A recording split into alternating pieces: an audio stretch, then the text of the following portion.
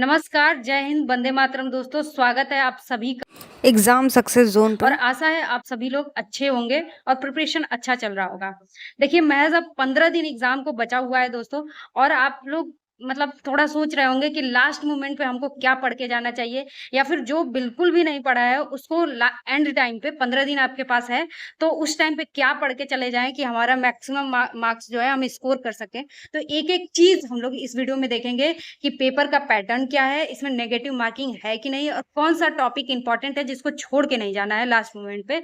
तो अगर आप चैनल पे नए हैं तो अभी सब्सक्राइब कर लीजिए चैनल को और साथ ही साथ लास्ट तक वीडियो को ज़रूर देखिएगा, आपको कुछ न कुछ इम्पोर्टेंट चीज़ ज़रूर देखने को मिलेगा, ठीक है? और पेडागॉजी जो 75 नंबर की आनी है हर सब्जेक्ट में 15-15 मार्क्स की, उसको भी कैसे हम लोग देखें, उसका पॉजिटिव एंड नेगेटिव पॉइंट्स जो होते हैं, उनको कैसे एलिमिनेट करें, ये सारी चीज़ हम लोग आज की क्लास में देखने वाले हैं। तो आइए शुरू करते हैं हम लोग। सी-टेट का सबसे पहले पैटर्न देख लेते हैं। तो इतना तो सभी को पता होगा कि इसमें जो मार्क्स है, वो 150 मार्क्स का सी-टेट का पेपर आने वाला है और ड्यूरेशन जो है क्लास की ड्यूरेशन जो है 150 मिनट यानी 2.5 घंटे के का पेपर होगा आपका और पेपर ऑफलाइन मोड में है। कैसा है? ऑफलाइन मोड में है, नो नेगेटिव मार्किंग है, कोई नेगेटिव मार्किंग नहीं है, तो आप पूरा 100 जितने भी मतलब 100% अपना अटेंड करके आइएगा यानी 150 क्वेश्चन में से कोई क्वेश्चन मत छोड़िएगा। ठीक है? और देखिए तो अब क्या है कि नोट डिफाइंड सिलेबस एंड सीमित तय सिलेबस हमको क्या-क्या देखना है, वो चीज़ आज की क्लास में हम लोग देखेंगे। उससे पहले आप ये देख लीजिए कि पेपर का पैटर्न क्या है। तो अगर प्राइमरी में मतलब 1 टू 5 वाला अगर आप पेपर देना चाह रहे होंगे सी-टेट का, तो उसमें 5 पेपर आते हैं, ठीक है? सीडीपी, ईवीएस, मैथ्स, लैंग्वेज और 1 एंड लैंग्वेज 2, ठीक है? जिसमें लैंग्वेज 1 जो होता है हिंदी और 2 में या तो आपकी संस्कृत होगी या फिर इंग्लिश होगी, तो टोटल 150 नंबर का पेपर है आपका। अब इसमें से क्या है 15 नंबर की आपकी पेडागॉजी है, ठीक है ना? पेडागॉजी है आपकी 15 नंबर की और प्लस 15 नंबर का पूरा सब्जेक्ट से है। तो आप सबसे ज़्यादा फोकस किस चीज़ पे करेंगे कि पेडागॉजी, ठीक है ना? पेडागॉजी ईज़ी है और कांसेप्चुअल है, उसको समझ सकते हैं और लास्ट मोमेंट में मैं बताऊँगी कि कैसे एलिमिनेट करते हैं पेडागॉजी का क्वेश्चन्स। तो 75 नंबर का टारगेट अभी अगर आप ध्यान से पूरा वीडियो देख लेंगे तो लगभग-लगभग आपका 50 प्लस आ जाएगा एलिमिनेशन टेक्निक से। देखिए, तो इसमें क्या है कि आपको ये पैटर्न पता चल गया और पेपर 2 में क्या होता है कि 30 नंबर की सीडीपी होती है और 60 नंबर की आपकी एसएसटी या तो एसएसटी मतलब आपके आर्ट साइंस से होंगे तो एसएसटी होगी 60 नंबर की और अगर मैथमेटिकल बैकग्राउंड होगा आपका तो साइंस और मैथ्स के टोटल 60 क्वेश्चन होते हैं। इसमें भी लैंग्वेज 1 और लैंग्वेज 2 होता है। दोनों के लेवल में बहुत ज़्यादा फ़र्क नहीं होता है। लैंग्वेज 1 और लैंग्वेज 2 जो है जो प्राइमरी का होता है, थोड़ा-सा माइनर डिफरेंस होता है। तो इसलिए आराम से जो आप पढ़ रहे हैं उसको पढ़ते रहिए, ठीक है? आइए देखते हैं हम लोग एग्ज़ाम के लिए सबसे जो इम्पोर्टेंट टॉपिक है जिसको हमको छोड़ के नहीं जाना है सीडीपी का, वो कुछ महत्वपूर्ण टॉपिक है, इसको देख लेते हैं। और देखिए, अभी तक आपको एक चीज़ बताना है कि आप अभी तक जिस भी चैनल से पढ़ रहे थे, आप उसी से पढ़िए। ज़रूरी नहीं है कि आप चैनल चेंज कीजिए। अगर हमसे पढ़ रहे थे तो हम ही से पढ़िए, अगर किसी और से पढ़ रहे हैं तो आप उनसे पढ़िए। क्योंकि आपको अब उनकी लैंग्वेज समझ में आ रही होगी, तो इस मोमेंट पे आपको चैनल चेंज करने की ज़रूरत नहीं है, सबसे पहला काम ये करिएगा। दूसरी चीज़ ये कि जिन पियाजे, लेव वाइगोत्स्की, लॉरेंस कोवालवर्ग, इनसे आपको पेपर में 6 नंबर तो नाम से आ जाता है और 2 से 3 नंबर पेडागॉजी में क्वेश्चन आ जाता है। तो आप मान के चलिए कि 6 से 8 नंबर के बीच इसमें पेपर में ये 3 टॉपिक ही दिला देंगे। फिर आपको हार्वर्ड गार्डनर, जो नॉम चॉम्स्की हैं, इनसे रिलेटेड भी क्वेश्चन्स आते हैं देखने को लिए। अब देखिए एक प्लेलिस्ट बनी होगी हमारे चैनल पे जिसमें साइकोलॉजिस्ट के बारे में दिया गया होगा और ये सभी लोग का आपको देखने को मिलेगा प्लेलिस्ट में इन सभी लोगों का। नॉम चॉम्स्की का अभी नहीं पड़ा है और हार्वर्ड गार्डनर का वो भी आपको वीडियो 1-2 दिन में मिल जाएगी।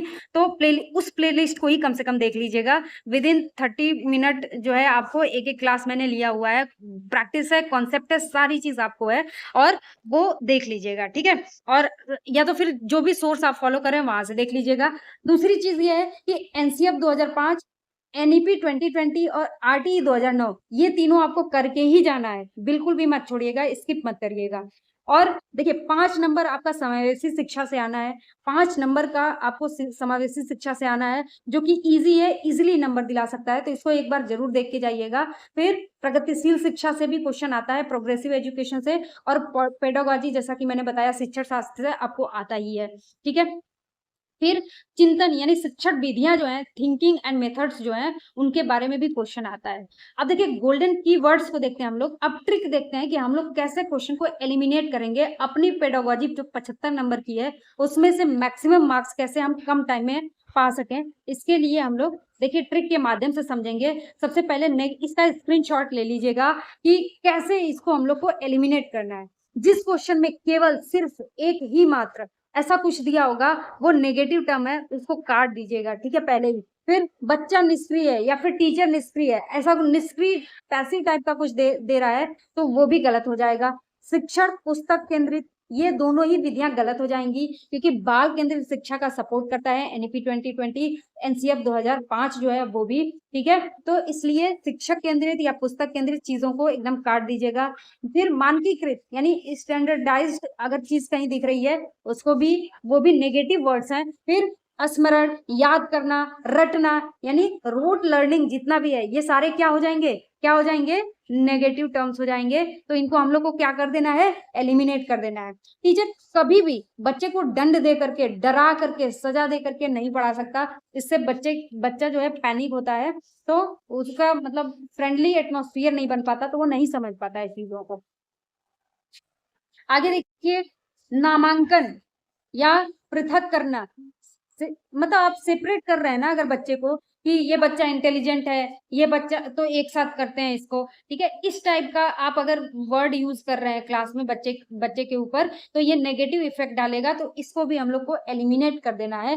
फिर आ जाता है तुलना करना, कि कई बार हम कहते हैं, तुलना करते हैं ना, कि ये बच्चा देखो कितना सारा काम करके आया है, तुम कुछ नहीं करते हो। ऐसे अगर बच्चे को डरा धमका करके और तुलना कर रहे हैं हम लोग, तो उससे क्या होगा, बच्चे के अंदर हीन भावना आ जाएगी, प्रतिस्पर्धात्मक यानी कंपटीशन वाली भावना आ जाएगी, और ये सब नेगेटिव टर्म्स हैं, ठीक है। ये सब टर्म्स का क्लास में प्रयोग नहीं करना है। जब आप सरकारी मास्टर बनेंगे ना, तो आपको ये सारी चीजों का ध्यान देना है। तो वही चीज का टेस्ट हो रहा है, तो इस चीज को ध्यान में रख करके एकदम क्वेश्चन अटेंड करिएगा। क्वेश्चन वन लाइनर नहीं होता है सीटेट का, लेंदी क्वेश्चंस होते हैं, तो उसमें एलिमिनेशन टेक्निक बहुत इंपॉर्टेंट रोल प्ले करता है। और ये जो कीवर्ड्स है ना, नेगेटिव और पॉजिटिव करके, उसको बिल्कुल भी मत छोड़िएगा, ठीक है। अब देखिए, नियंत्रण करना, कंट्रोल करना, बच्चे के ऊपर कंट्रोल आप अपना पाना चाह रहे हैं, तो ये सब चीज नेगेटिव टर्म्स है।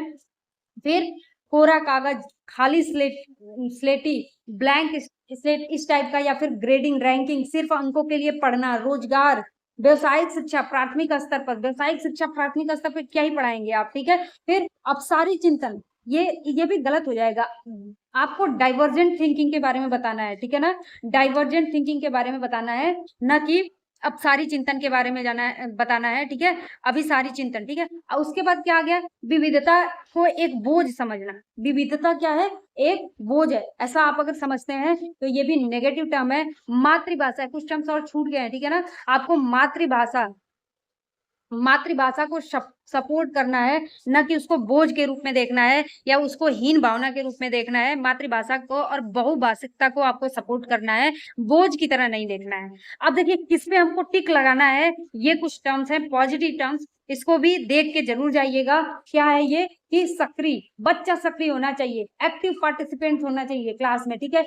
चाइल्ड सेंटर्ड एजुकेशन होना चाहिए, प्रोत्साहित करिए बच्चे को, एनकरेज कीजिए सारी चीजों के लिए, वो जो चीजें कर रहा है, और अगर अच्छा थोड़ा सा भी अच्छा कर रहा है तो उसको प्रोत्साहित कीजिए, क्लास में उसको अवसर दीजिए, प्रोवाइडिंग अपॉर्चुनिटीज जो होती है ना, तो यानी अवसर दीजिए, करके, लर्निंग बाय डूइंग, ठीक है, करके सीखना, ये सब चीजें क्या है, पॉजिटिव अप्रोच है बच्चे में। अगर कभी भी आपको क्वेश्चन में ऐसा देखने को मिल जाए कि बच्चा जो है सक्रिय भूमिका में है, बाल केंद्रित शिक्षा है, प्रोत्साहित कर रहे हैं, अवसर दे रहे हैं, करके सीखने जैसी कुछ व्यवस्था कर रहे हैं हम लोग, त्रुटि शिक्षा का हिस्सा मान रहा है अगर अध्यापक, ठीक है ना। ये देखिए, ये कई बार क्वेश्चन पूछा हुआ है, इस पे इंपॉर्टेंट लिख लीजिए।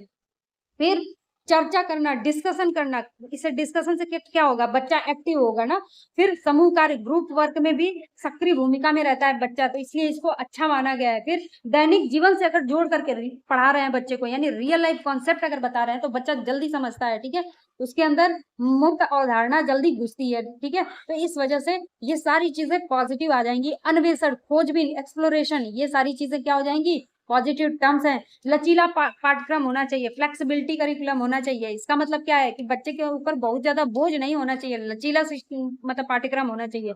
सहयोगात्मक, यानी कोलैबोरेटिव मेथड से पढ़ाना है बच्चे को। समावेशी शिक्षा, देखिए इससे 5 नंबर का, अभी हमने बताया था कि लगभग 5 नंबर का हर बार आता है समावेशी शिक्षा से। इसको बिल्कुल भी छोड़ के मत जाइएगा, हर बच्चा समान है समावेशी शिक्षा में।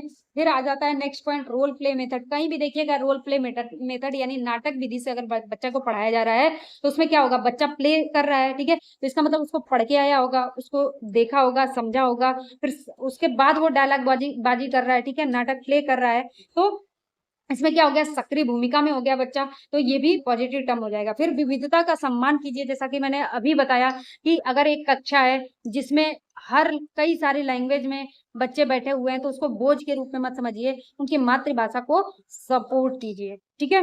तो ये नेगेटिव और पॉजिटिव टर्म्स थे जिनको हमको देख करके जाना है। 75 नंबर का जो पेडागोजी होगा उसमें आपको आशा है काफी हेल्प करेगा, ठीक है। और लास्ट में देखिए हमको क्या नहीं करना है 15 दिन में, इस चीज को ध्यान दीजिएगा। पहला चीज, बड़े बड़े चैनल पे आप देखे होंगे मैराथन क्लास शुरू हो गया होगा, 10-10 घंटे का, 20-20 घंटे का मैराथन क्लास, वो चीज मत देखिएगा। आपने जो नोट्स बना रखा है, आपने सेल्फ स्टडी के दौरान जो जो चीजें देख रखी है वो, और टाइम मिले तो PYQ करना है आपको, ठीक है ना। जितना टाइम मिले आपको ऑफलाइन प्रैक्टिस सेट करना है और PYQ करना है। मैराथन क्लास आपको बिल्कुल नहीं देखना है अभी। जब लास्ट का 5 दिन बचेगा ना, लास्ट के 5 दिन में आप मैराथन क्लास देख लीजिएगा, ताकि आपका रिवीजन हो जाए। लेकिन अभी जो 10 दिन आपको क्या करना है, ये देखिए, हर रोज एक PYQ और PYQ का प्रैक्टिस सेट कर लीजिएगा, और दूसरा एक मॉक टेस्ट। आपको पता होगा कि यूथ का, ठीक है ना, यूथ का प्लस घटना चक्र का, ठीक है ना, घटना चक्र का देख के जाइएगा प्रैक्टिस सेट। आपके पास 10 दिन बचा हुआ है, और 10 दिन बहुत ज्यादा टाइम होता है, कम समय नहीं है, ठीक है। तो इतने में आपको जो करना है मैं वो बता रही हूँ कि PYQ और प्रैक्टिस सेट कर लीजिए। अगर आपको टाइम एकदम नहीं मिल रहा है, तो आप प्रैक्टिस सेट तो आप ऑफलाइन करिए।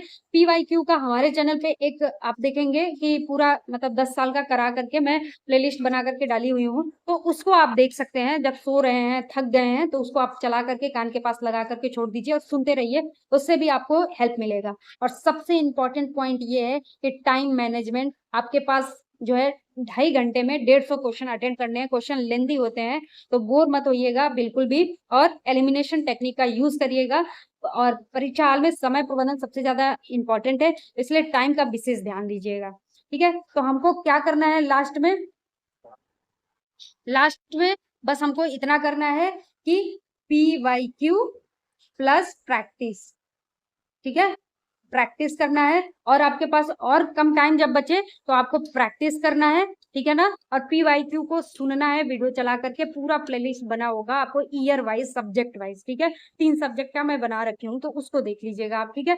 और CDP में क्या करना था वो मैं बता दी आपको, कि जिन पियाजे, कोहलबर्ग और वाइगोत्स्की बिल्कुल मत छोड़िएगा। अगर फिर भी थोड़ा सा टाइम बचता है आपको, तो मैस्लो को, चॉम्स्की को और मैकडूगल को, इन लोग को देख करके जाइएगा, हार्वर्ड गार्डनर को, ठीक है। समावेशी शिक्षा को हमको देख के जाना है, पॉजिटिव नेगेटिव टर्म्स हमको एकदम देख के जाना है।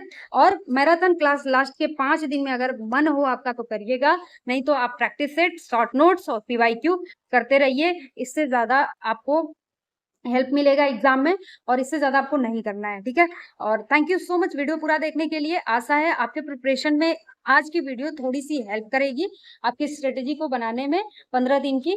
और हम लोग का जो बाकी PYQ और प्रैक्टिस सेट चैनल पे तो चल ही रहा है, तो उसको अगर आपके पास टाइम हो तो अटेंड करिए, नहीं तो आप अपना इतना करके जाइए, ठीक है। तो मिलते हैं हम लोग ऐसे ही महत्वपूर्ण कॉन्सेप्ट के साथ और क्वेश्चन के साथ अपने नेक्स्ट क्लास में। और चैनल पे अगर नए हैं तो अगर आपको अच्छा लग रहा होगा हमारा कॉन्सेप्ट वगैरह सारी चीज, तो प्लीज सब्सक्राइब कर लीजिए, इससे हमें मोटिवेशन मिलता है और आपके एग्जाम तक हम लोग लास्ट तक बने रहेंगे ऐसे ही फ्री कंटेंट के साथ। और टेलीग्राम चैनल नहीं ज्वाइन किए तो कर लीजिए, उस पर अब मैं प्रैक्टिस सेट देने वाली हूँ, तो उसको भी प्रैक्टिस सेट को भी सॉल्व कर लीजिएगा। थैंक यू सो मच, मिलते हैं नेक्स्ट क्लास में।